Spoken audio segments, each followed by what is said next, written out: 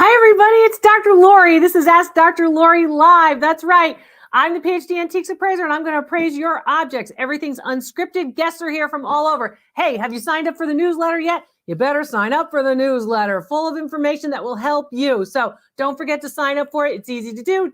It's at drloriv.com. Go there, give me your email. We'll send the newsletter to you. You don't have to do anything else. Just go there, put in the email address, and we'll send it to you. It gets sent out regularly. So hope you sign up for that. And we've got guests galore from all over. I need clear backgrounds. I need good, of course, connections. I need you to make sure that, you know, your kids and Rover and everybody is in another room so we don't get interrupted. I need you to have your cameras held horizontally so we can see your object. I want to see smiles and I want to see those objects. Let's see what you've got. Let's see what you've got. Okay, so it looks like we've got a book. It looks like we've got some ceramics. It looks like we've got a piece of blue glass. And I think we need to go with the blue glass with the person who has the blue hair, right? Yes. Hi, Dr. Lori. Hi, because of course I went to school in Ann Arbor and we are go blue. So Yes. Hi, what's your name, hon? Nikki, and I'm calling from Michigan. Hey, Nikki, let me ask you, were you scared to do the blue hair or no? I was a little scared, but I love it. I love it too. I think it's great. Have you had it a long time? I've had it for about 2 weeks now. Oh, wow. It looks really good. It looks really good. It looks you. better than my gray. I'll give you that. Nice to see you. So tell me, and thank you very much for super chats and super stickers. I appreciate any way you support the channel. That's with anything. Watch the channel, share the channel, super stickers, buy a t-shirt, whatever it is. But I appreciate that because it, of course, shows your appreciation. Tell me a little bit about this. This is oftentimes referred to as a caryatid. I don't know if you've ever heard that term. No. But anytime that you have a figure that is acting as a pedestal, and it goes all the way back to the ancient Greeks, it usually is considered a caryatid, and caryatids are very popular. So that's what you have here. Now, of course, it's a derivation on the ancient form, but that's what you have there. I really like this standing compote a lot. I like blue. I kind of like blue, but I have to say I do like the piece of glass too. So have you done any research on it? What do you know about your piece? So I got it on an online auction, and it was listed as Rebecca in the Well, Fostoria. Okay. So you think not? I think it is. I think it is. I've seen a couple online that look similar to it. I haven't seen many blue ones. Any cracks, any chips, any inclusions, any abrasions? I just noticed there is one small chip right and here how at the top. Did you find that with your eye? Did you find that with your hand? With my fingers. Okay. Yeah, I couldn't really see it. Yeah, I've been known to say that, you know, basically you want to close your eyes and look and kind of touch everything on the object to see. You want to be careful you don't hurt yourself. Is it very sharp or is it a smooth chip? There's one spot that's pretty sharp. Okay. All right. So you want to be careful of that. Yeah. In terms of it, this piece is a classical piece. Art Nouveau, I would not consider this Art Nouveau because I'm a purist, right? So Art Nouveau is late 19th century, early 20th century. There was a question whether it is Art Nouveau. It's not really Art Deco either because Art Deco is a little bit more streamlined. Let me tell you why it's not Art Nouveau. It's not Art Nouveau because of not sinuous lines. It's not Art Deco because it's not straight enough, but it is a nice piece of Fostoria. So you have an idea about value? It's all over the place. I've seen it sold for $100, yeah, and listed for $250. So I really don't.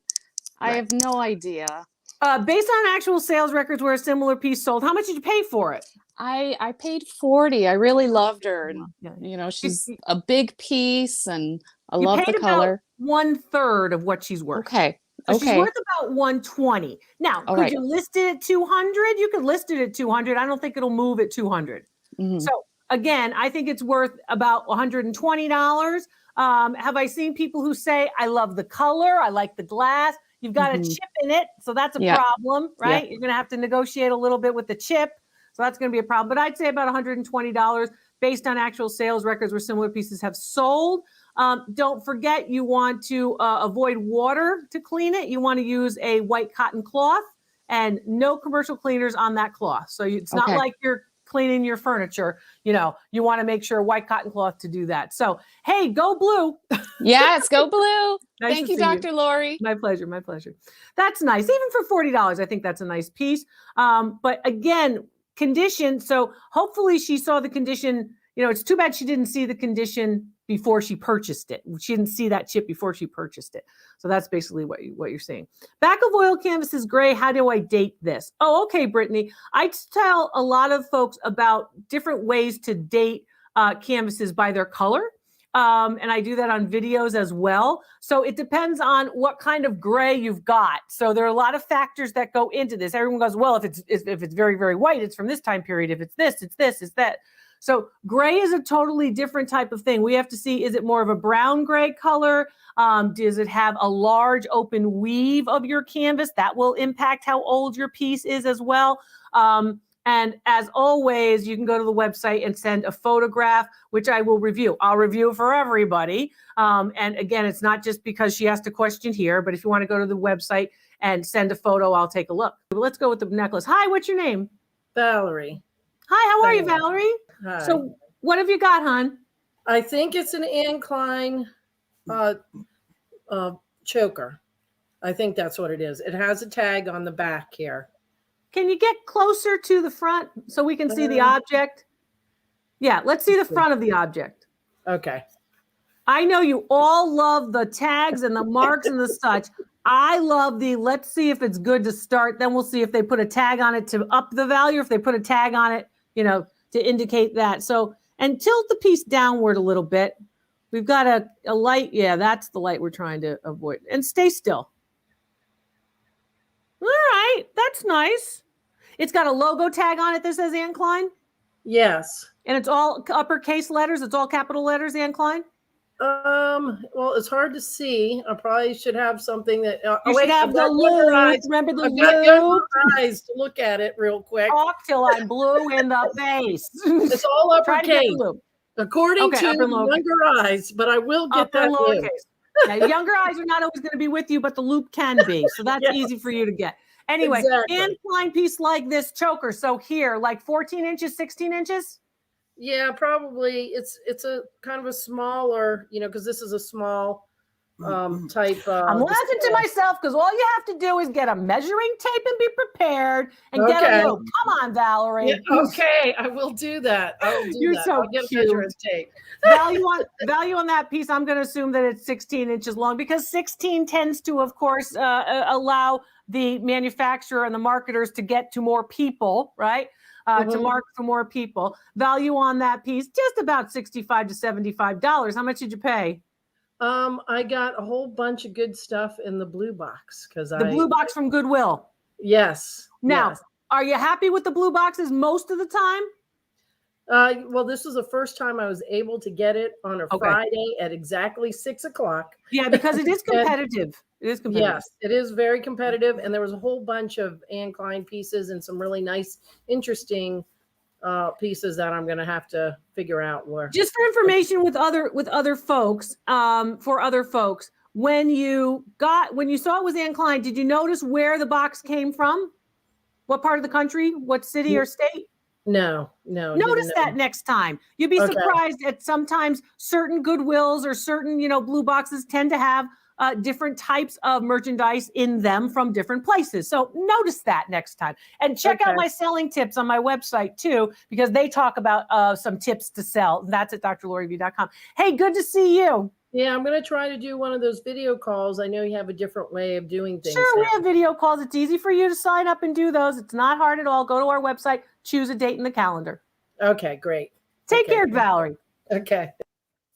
A couple of different things there. You want to make sure that you're looking for, again, good condition of those pieces. When you have necklaces like that and they've got all these different elements that are basically placed into it, you want to make sure that you're not missing any, particularly with costume jewelry, because sometimes they're not prong set securely as fine jewelry. So sometimes they're lost. So you want to make sure that you're counting, the same way you're looking at chips on glass, you want to be counting as well. So yeah, it is. That cut glass does have a value. And you know what? This is a funny question. All of you guys ask me, does this have value? Does that have value? I want to know if it has value. Everything has value. It just depends on what the value is. Are vintage empty wine bottles worth anything? I bought some Chianti bottles and want to learn more. Yeah, you could do pretty well with them. Of course, the idea of collecting them is something that a lot of people do. A lot of people use them for crafts as well. The DIYers, my friends who are repurposers and DIYers, will use them as well. That actually will melt wax on them, the way that was done, of course, in Italy for a long, long time. Baseballs on the table are all signed. Many of them are signed by some of the mid 20th century greats. Many different teams, and many of them are autographed. Some of them are autographed by members of the 51 Giants, members of the New York Yankees, members of the Kansas City Royals, members of all different teams. So yeah, these happen to be autographed baseballs in front of me. We change the set all the time, pretty regularly. So all of those are there. And then we've got some shirts as well. So we've got this. I do not see a smile on your face. I see this. And if I see that, I'm really not going to pick you. So let's start smiling. He's looking the other way, and he has his camera the wrong way too. So he needs to smile and he needs to put his camera horizontally. I've got, I'm not looking, I can see the heads of a figurine. I can see a book. Sorry, it's a whole statue. Yep, and I can see what looks to be a necklace. Let's go with, maybe we'll come back to the necklace. Let's go with this Lincoln book. Hi, how are you? Hello, can you hear me? I can hear you. Where are you? I'm in the UK, Essex, near London. Nice to see you. I used to live in Fulham near Putney Bridge. Oh, wonderful, wonderful. Yeah, I loved the tube. It was really easy to get everywhere. I had a great time when I lived in London. I loved it. So tell me about this book. And what's your name? I forgot to ask your name. It's Beth. Beth, nice to see you. So tell me about your book. So I found this book. I found it, bought it for £1. But what I found really interesting about it is J. Alfred Sharp. I can't read this here. It looks like it's been signed. It's been printed. It's a printed signature or a printed autograph. So it kind of moves into that nice question we just had about autographed baseballs. Some baseballs can be autographed too, and some books are oftentimes autographed with a printed signature. It's late in London. That's right. It is late in London. It's midnight. Right. Well, past midnight here. Past midnight. And basically, a lot of these publications would have either the author's signature. Mark Twain, the great American author, oftentimes had a printed signature on some of his publications. And this one is one too. Could you open it up and let us take a look at it so I can explain to people what to look for? If you have the loop, Beth, and you look at the loop, you want to make sure that you don't see dots, that you see strokes. Now, sometimes these printed elements are so good that they look like the real thing. But because of the date of this particular piece, we know that this is a facsimile signature. So it's a reproduced signature. It's been printed onto the page with, of course, the steel plate engraving of course, Lincoln. And an older Lincoln, as you can see, close to the time just prior to his assassination. How much did you pay for the book? £1, which is you said that. I apologize. £1, $30, I think, for you guys, something like that. So tell me how, is there a publication date in it? Is it in the 1920s or 30s? It says first edition, 1990. Oh, okay. 1919. So value on that book is going to be just about $70. And if you were to sell it into the United States during the presidential day, there's President's Day in February that we celebrate, you probably could increase value about 5%. Wonderful. Thank you, right. Dr. Laurie. Oh, it's my pleasure. What I like about the book, a couple of things I like. I like the repeated image of Lincoln on the interior and on the exterior. It's got cloth binding, the red cloth binding. Looks like it has a nice strong spine, and it also has some gilded text. So we like that whole thing. And I like you too for staying up and being with me. Oh, I watch you all the time. Thank you so much. Thank you. Bye-bye. Take good care. Oh, yes, I miss and love London. Anyway, did Lincoln sign a lot of items? Lincoln's autograph is on many, many, many items. Many of them are, of course, many of these autographs are facsimiles. Some of them are embossed into sculptures. Some of them are facsimiles onto books or to prints. We see a lot of that. So there you go. And basically what you want to look for is you want to get the loop and you want to train your eye to look at these autographs. And think about when you sign your own name, or when you take a picture of your own signature, or when you see a photocopy of your own signature, and see how, in fact, it looks different from when the pen is actually moving across the page. The loop will help you a lot. So we've got what looks to be a teapot without its handle. For some reason, we lost the handle. It looks like we've got a bas-relief, which is that three-dimensional picture, and then we've got a piece of glass as well. Let's take a look at the teapot, because a lot of you collect teapots. I have one relative who should have a huge collection of teapots. She drinks so much tea. Hi, Dr. Lori. Hi, how are you? Good, how are you? What's your name? Erica. Hi, Erica. Where are you calling from, hon? North Carolina. North Carolina, and the dogs are out, huh? Who let the dogs out? Sorry about that. I can hear the dogs. No, I love dogs. It's fine with me. It's not going to bother me. How many dogs do you have? 2 dogs. Oh, all right. They're just loud. Yeah. I think they know I'm talking about them. Anyway, so tell me about this piece. I got it at Goodwill for $8, and I just thought it was beautiful. I believe it's porcelain. It has the bottom is bright white. Okay. And here's the lid. It's also painted. I think it's a camellia, and it has Let's talk about why it's not porcelain. Okay. And here's why. I'm glad that you looked for the bright white clay. What you have is you have bone ash there. It's bone china. It's still very good. It just isn't fired at as high a temperature as porcelain. Porcelain's usually a little bit thinner, right? But still bright white.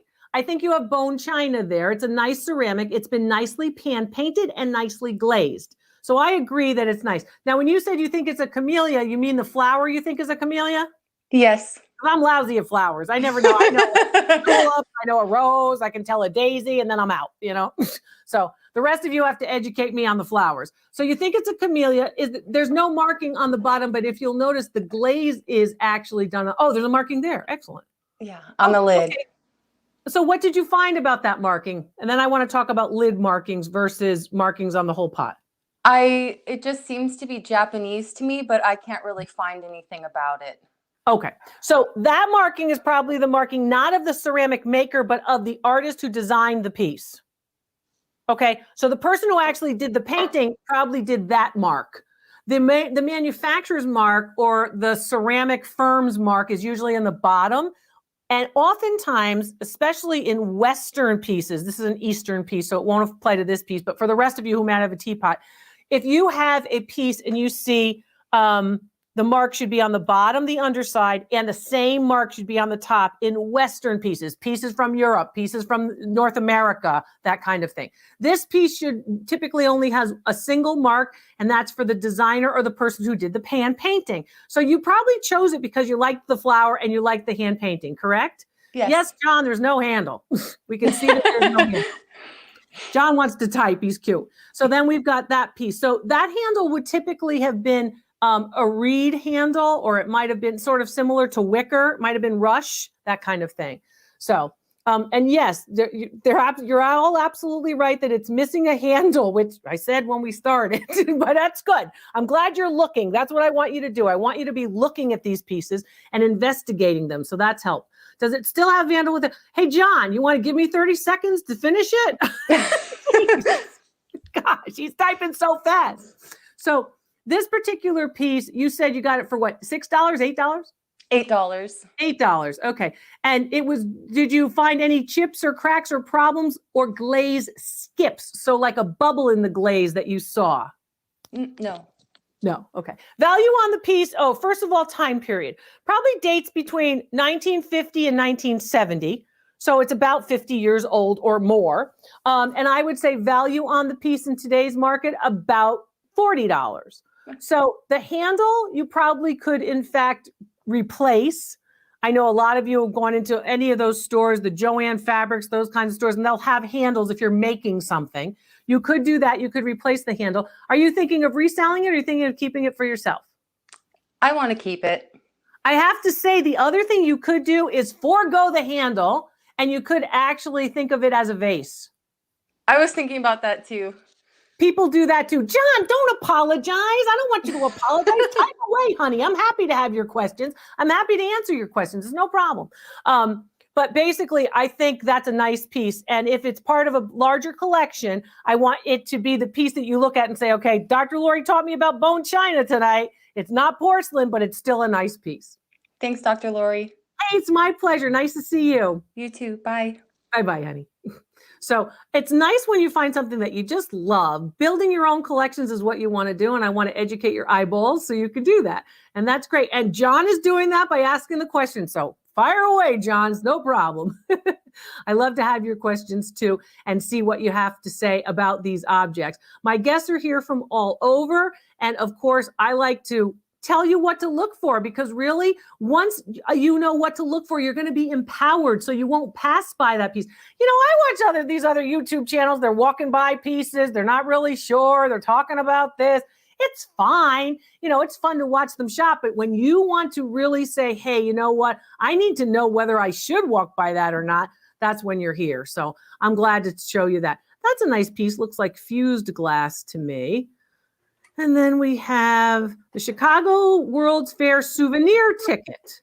And then we've got some pearls. Can we talk about the pearls? I think we need to talk about the pearls for a couple of reasons. World Fair collectibles will be valuable, however. And I talked about them recently, actually, on some of my other videos that are not available on YouTube, but are available through our Binge Link. So if you haven't seen those, I talk about World Fair collectibles there. You can get the Binge Link at drloriv.com. Go to the specials and shop page, scroll down, big red button. It says Binge Link, and save that link. And you can get all of my videos, not just the ones that are done here. So right there, right underneath where you would click to get on Ask Dr. Lori Live is the Binge Link. So don't miss it. You know, pearls are hot. They're hot with everybody. Didn't I just see Justin Bieber wearing pearls last week? You know, so maybe he's in the thrift shops. You never know. But lots of folks are wearing pearls, and pearls are back very, very strong. I've heard from a lot of my video callers who are saying that men and women are wearing pearls, and they really are back in vogue. Hi, what's your name? Melissa. Where are you calling from, Melissa? Salem, Oregon. This is very nice. So how did you acquire this? It was the last hour on shopgoodwill.com. Nobody had bid on it, and it came with 7 items in a lot. And so I liked it. It wasn't gold. It's marked 925. But I was like, you know what? For $4.61, I'm going to take a chance. For $4.61, if something says 925, you made back that money and then some, just in the clasp that's sterling silver, right? Yep. Right. Yep. So is it 18 inches, those pearls? Yes, it is. Can you get them inches. closer to the camera?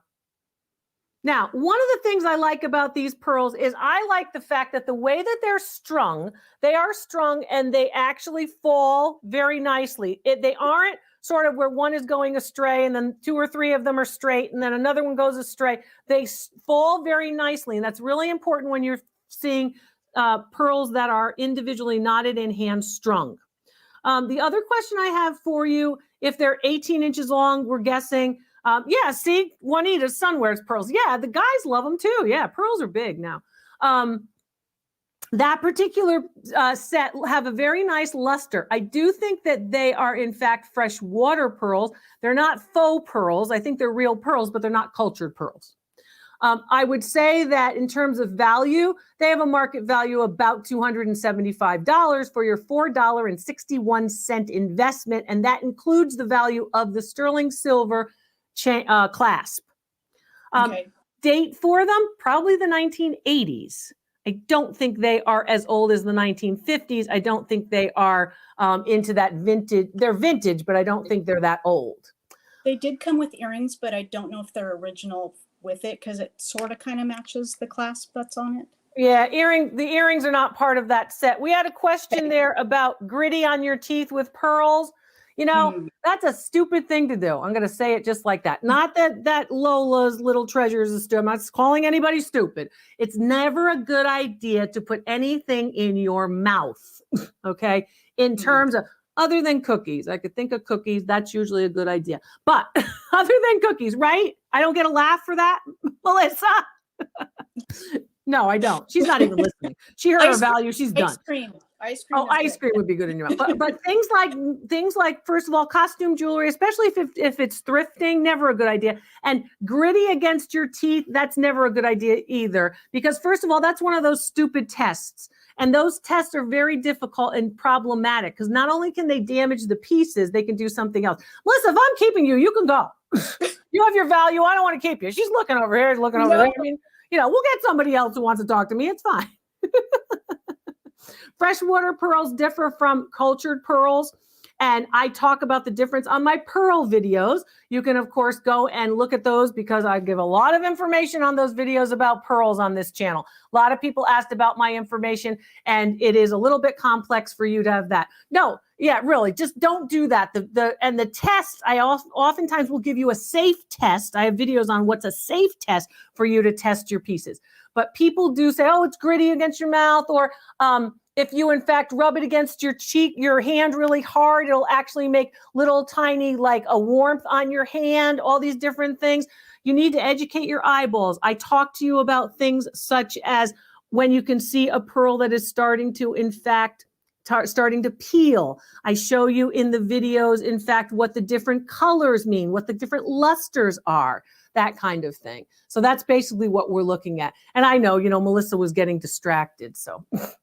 But for the most part, when you're looking at pearls, I want you to look for, again, those nice individual knots, and I want you to look for a nice consistent luster and the same color. I don't want to see pink and then white and then green and then, unless they're supposed to be, in fact, that. Yeah. Yeah. The young woman with the, what looks like to be a teal color small bead necklace. Hi, what's your name, hon? Hi, Dr. Lori and Veronica. How are you? Veronica, I'm well. Where are you calling from? What part of the world? I'm calling from Maryland. Nice to see you. So tell me a little bit about this. I like the clasp right out of the chute. I like that hook clasp. That's a nice safety clasp on that necklace. So I got this at a thrift store that I frequent for $8, I think. I got it about 6 months ago. Good. And what attracted to me was the color of it and, of course, the clasp. Yep. I was just trying to figure out what it is. I think it might be turquoise, but I'm not sure. Get a little closer for me. I don't think it's real turquoise. Okay. I think it's a composite. Yeah. Okay. All right. It's a good composite. What does that mean? Well, they're good fakes. There's good fakes and not so good fakes. That's a good fake. And a couple of things about it. There are different types of turquoise. So the color of turquoise is a little bit different. We think of turquoise. That's more of a teal than a turquoise. Okay. I know you're going to go, Dr. Lori, they're so close. That's true. You're right. John's already typing. I know he is. He's like, what do you mean? He's so cute. But basically, teal, a little bit more of the blue color, turquoise, a little bit more of the green, And then basically what I like about these is I like the consistent and very, very small element. When you're doing something that is faux or synthetic, right? Trying to look like the real thing. If you can do it smaller, if you can make them smaller, it's harder to tell, right? And oftentimes the better fakes are small beads like yours. So for $8, you're looking at a piece that probably dates to about the 1970s, right? It's it looks like it's probably 17 inches long. It's 18. Good, better, okay. Good. And I would say, because see, like the pearls I have on tonight are very, very small too. And these are freshwater. These are not cultured. So they look, even though they're not as high quality as some others, the smaller they are, they oftentimes can be much more attractive in a lot of ways. Value on yours, $150. Wow. And yeah, I like them. And I don't think that they are the real deal. I don't think they're Bisbee turquoise. They're not Gaspiite, for example. They're not some of those, what you're typically looking for. They're not from, of course, the Sleeping Beauty mine or any of that. But by you looking at those, Veronica, you're going to be able to educate your eyeballs and you're going to look at those and say, okay, when you see the real deal, you're going to be able to say, compare and contrast. Oh, those are real. Now I can see why mine are not. Okay. But you'll also be able to learn how good your fakes are.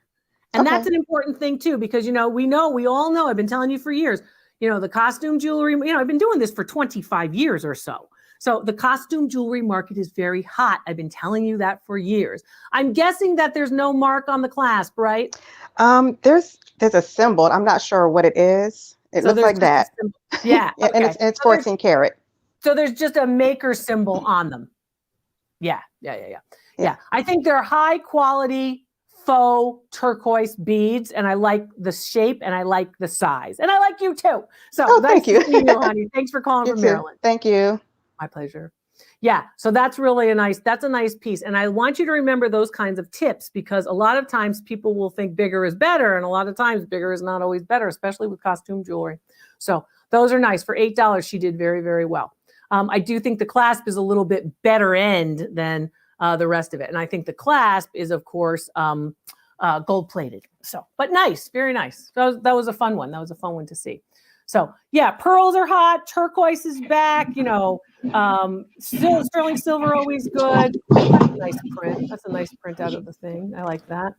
And then we have got a footed piece that looks like we're tapping sap out of a tree in glass. Well, if anybody's going to bother getting in their car and driving to be part of this, I think it's only fair that I look at that piece. Hi. Hi. What's your name? Carmen. Hi, Carmen. So tell me, where in the world are you other than in your car? You're at Goodwill. Love it. I love it. I love it. So, hey, Carmen, I got a question for you. Can you drive a stick? I can't drive a stick. I had to learn when I was 16, and I got a job working for a guy who sold slush puppies. So yes. I got to tell you, I almost crashed a couple cars because I couldn't do it. I really couldn't. This didn't work with this and the whole thing about the clutch. I couldn't do it. So it's been 30 years, so I'm not sure if I still can, but Is it automatic? Like in your head, you're just like, yeah, I can do this. I don't know. I don't want to find out. Do it this way. How many cars have you crashed? None? A few. Oh, a few. You're funny. But okay, not Carmen. All right. Well, that wasn't your fault, probably. Anyway. Anyway, tell me a little bit about this. As long as you're healthy and well and with me, I like this piece a lot. It does look kind of like it's got it's reminding me of sort of the trunk of a tree and a tap, Yes. And I think that might be because I have a relative who does that. They run sap. It's cool. Pretty exciting. Do you do that? No, not in Hot Springs, Arkansas. No. What made you? Yeah, right. So what made you purchase this piece? I liked the color, and it says Northwoods on the bottom of it. Okay, so Northwood, of course, is the great Pittsburgh area, West Virginia, Pittsburgh, Pennsylvania area manufacturer of course, glass. It has prunts on it. Prunts are basically those little elements that are sharp, right? Those elements are known as prunts. Yep, that's right. And how much did you pay for it? I think it was like $6. Good. I like the Northwood mark very, very much. It's going to be an N, right? Oftentimes in a circle at the bottom. I don't know if you can show it. It's actually in script. Like it's I don't think I'll be able to show it. So it's an N like up and down. It's a script, like they cursive writing Northwood. Okay. Oh, so it says Northwood. So later. Yes. Okay. Value on that piece is going to be $35. So for your couple bucks, you did pretty well. All right. Thank you. All right. You're very welcome. Tell me when I'm sorry, Carmen, you go ahead. But what's it from? What time period or? Oh, time period, 1940s, 1950s. Okay. Now, a couple of other things that I want to ask you before you go. When you walked into Goodwill, did you see it immediately and you knew you were going to buy it, or did it take you a couple passes around the aisles before you went and picked it up? I didn't get it at Goodwill. I take my daughter to church on Wednesday nights. Okay. And then when I drop her off, I go to Goodwill. But tonight, I just grabbed a couple of things from the house because I knew I was going to do this. Cool. Well, I'm happy to see you. You got 34 minutes of my Goodwill time. I've been waiting for you. Well, I appreciate you sharing some of your Goodwill thrifting shopping time with me. Thank you. Thank you, honey. You take care. Happy shopping. And happy shopping to all of you guys. I'm Dr. Lori. Thanks for being with me. Thanks to my guests. I'll see you next time.